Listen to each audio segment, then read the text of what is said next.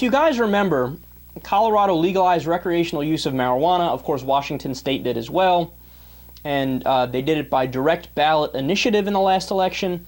And if you haven't noticed, Colorado and Washington haven't broken out in complete anarchy with society about to crumble. So all of the doomsday scenarios that a lot of people were talking about, it just flat out didn't happen. So I wanted to give you guys an update on the rules and regulations and how they actually control the marijuana trade, so you see how effective it is and how smart it is. So we'll talk specifically about Colorado. First thing they did is limit the number of marijuana dispensaries and where they're legally allowed to go. So they can't be within 1,000 feet of schools, drug treatment facilities, or child care facilities.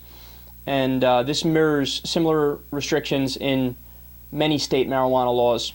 Also, local jurisdictions can implement their own independent licensing schemes, and if they want to, they can entirely ban marijuana establishments. So that shows you that in a lot of cases, I would argue it's even overregulated at this point. They limit who can obtain a marijuana license. Some criminals, for example, are banned, and anyone who plans to cite a marijuana business inside a food establishment, they're banned. I guess their reasoning is that that would give the restaurant a competitive advantage, because if you get your customers high, they'll buy more food. So they ban that. Products will be subject to state oversight and testing.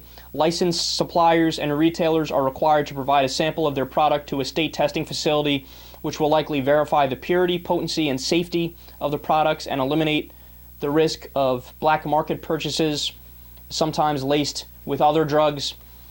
They limit interstate purchases. Licensed marijuana retailers can only sell a quarter of an ounce per transaction to non-residents because they don't want the drugs flowing into states where it's illegal. Retailers, producers, and consumers will pay a hefty tax. The law that Governor Hickenlooper signed would impose a 15% excise tax and a 10% sales tax. The first $40 million of this revenue will go towards school construction, but state voters will have to vote on whether to approve the tax scheme during the 2014 election. Additional state and local taxes on all products may result in a total tax rate in excess of 30%. So there's also laws limiting the THC levels to 5 nanograms while driving. And that's just some of the things they did in Colorado. And while I may disagree here or there slightly with a bunch of the rules, and I would be in favor of tweaking some of them or eliminating others, you know what this is, man? It's fucking brilliant is what it is. I mean, you get an entire new product, you get a new industry created, it's an economic boost, it creates jobs, you increase revenue to the government, and that, you know, all the deficit hawks should be in favor of it just based off that. You literally increase personal freedom.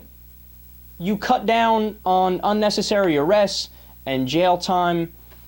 I mean, you make it so that the government can't say what's going on inside your head. Okay, I'm gonna throw you in jail because of that. I mean, it's good all around, man.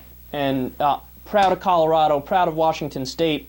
It's in its infancy, and you know, obviously the rules and regulations will be tweaked as time goes on. But nonetheless, man, this is a model that the United States should adopt on a federal level.